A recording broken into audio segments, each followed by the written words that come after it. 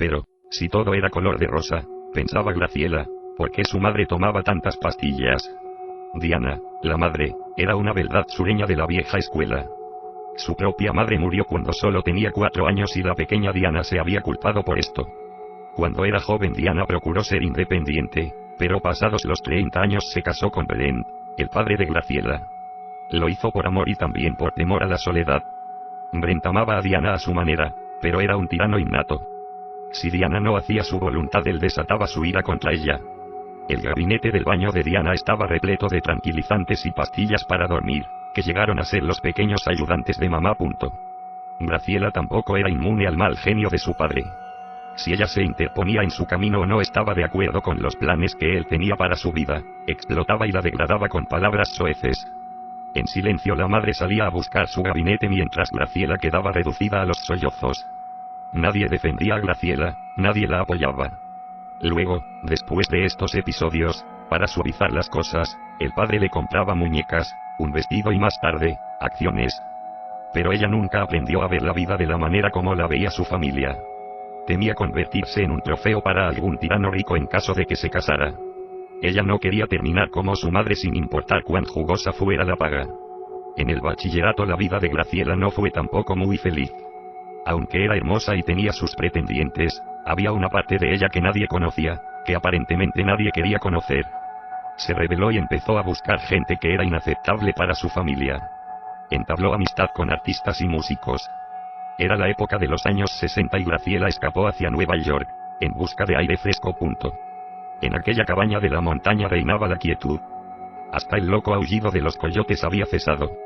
No había luna, solamente las estrellas. Graciela decidió dormir afuera en la terraza bajo el cielo. Con sus jeans y su suéter se metió en su saco de dormir y miró hacia arriba. Dios.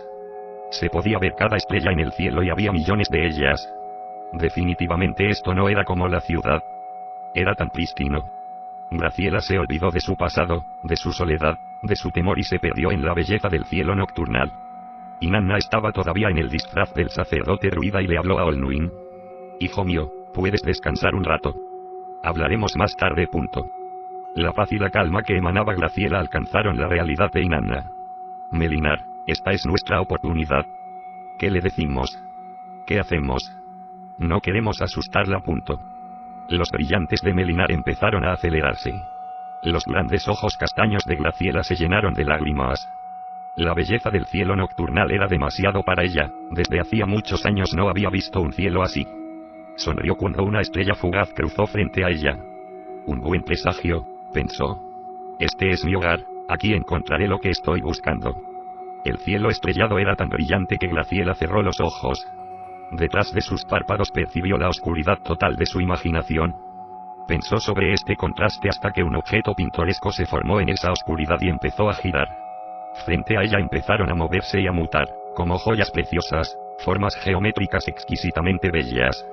Era un espectáculo digno de presenciar y ella no quería que se alejara. No sabía qué podía ser este espectáculo de luces, pero instintivamente le agradaba. Graciela siempre había tenido visiones. Cuando era niña tenía sus amigos imaginarios. Uno de ellos era un extraterrestre diminuto. Este amistoso ser volaba al lado del carro de su padre en el vehículo más fascinante. Le contaba a Graciela toda clase de historias interesantes, le explicaba cosas y la mantenía ocupada durante horas. En años posteriores Graciela deseó recordar algo de lo que le había dicho este ser. ¿Por qué lo había olvidado? Ella se había sentido tan cerca de él y le había enseñado tantas cosas que realmente necesitaba saber. ¿Por qué no podía recordarlas ahora? Las joyas mutantes continuaban danzando ante sus ojos mientras ella estaba despierta. Se sentía segura. Finalmente el vino y el cielo nocturnal la llevaron al sueño. Pensó que al día siguiente daría un paseo en el bosque de cedros. El rico aroma de los cedros se apiló en su conciencia mientras se quedaba profundamente dormida. Melinar sonrió. ¿Ves, Inanna? Le ayudaremos a sentirse segura y a que sea una con el cielo y el bosque.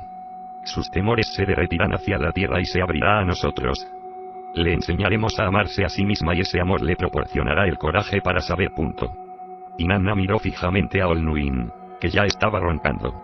Constantemente la asombraban las payasadas de sus yo multidimensionales. Estos seres contenían su ADN y en algún lugar del tiempo ella había sido el origen de todos ellos. Pero encontrarse a sí misma entre toda la baraúnda resultante de todos estos seres que ella había creado se convirtió en un desafío progresivo. No obstante, en algún lugar dentro de todos estos seres se encontraba la habilidad latente de ser cualquier cosa que ellos quisieran ser. Cada uno poseía el poder de pensar por sí mismo o sí misma. Cada uno de ellos era un recolector de información para el primer creador. Como su ADN estaba solo parcialmente activado, sus yo multidimensionales estaban atrapados en una especie de prisión electrónica de experiencias que se repetían miles de veces, como si el planeta entero estuviera condenado a un rebobinado eterno. La especie humana era famosa en toda la galaxia por su incapacidad de aprender de sus aventuras. Los tiranos y las guerras iban y venían. No obstante, nadie parecía aprender la lección. Inanna conocía muy bien al guardián de esta prisión. Durante la mayor parte de su vida pleyadiana ella había estado enemistada con su primo Marduk. Marduk había tenido éxito en derrotar a todos los otros miembros de la familia de Anu y ahora controlaba no solamente la Tierra, sino también su planeta nativo, Nibiru, así como todo el sistema de las Pléyades. Su tiranía era suprema y sus métodos ingeniosos. Era tan egoísta como despiadado, y había fabricado un extenso ejército de clones de soldados que se parecían a él. Se sentía realizado con el dolor y la frustración de aquellos a quienes conquistaba y manejaba. Lo peor de todo era que los habitantes de la Tierra ni siquiera sabían quién era su carcelero. Ellos creían que habían cometido un pecado imperdonable y se culpaban uno al otro de su triste condición. Marduk fomentaba el antagonismo entre los grupos de la gente por medio de propaganda sutil de lavado de cerebro. Controlaba familias, tribus, naciones. Ningún grupo era demasiado grande o demasiado pequeño para ser controlado. Cuando se producía una idea buena se animaba a un grupo a que la apoyara y la siguiera mientras que un número igual era estimulado a que se opusiera a ella. La idea podía ser política o religiosa, o incluso solo la idea de cruzar un océano. Como los humanos tenían un cerebro desconectado que funcionaba a 1/10 de su capacidad, en vez de razonar por sí mismos, ellos solo reaccionaban, a menudo con violencia, a las sutiles manipulaciones de Marduk. En una tierra tan fértil era muy fácil iniciar una guerra. Las guerras religiosas eran el plato favorito de Marduk.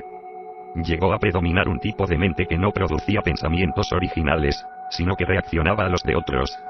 El comportamiento repetitivo se imprimió en los genes de la raza humana a través de la emoción del temor.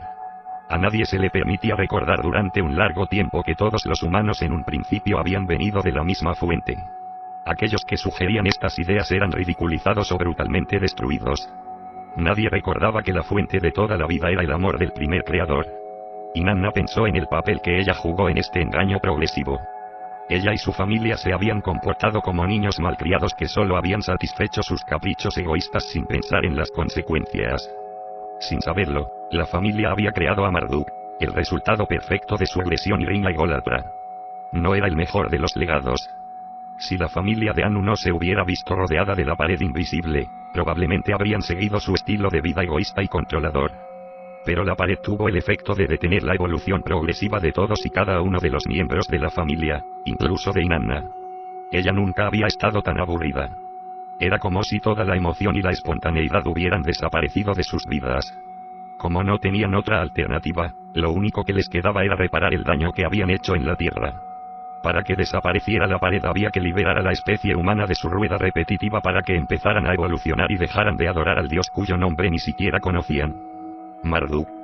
De modo que Inanna y muchos otros miembros de la familia habían escogido proyectar porciones variables de sí mismos hacia cuerpos en múltiples marcos de tiempo. Ellos tenían la esperanza de que alguno de estos yo multidimensionales pudiera activar los genes perdidos de la especie y creara el potencial para un cambio total sobre la Tierra. ¡Qué pena!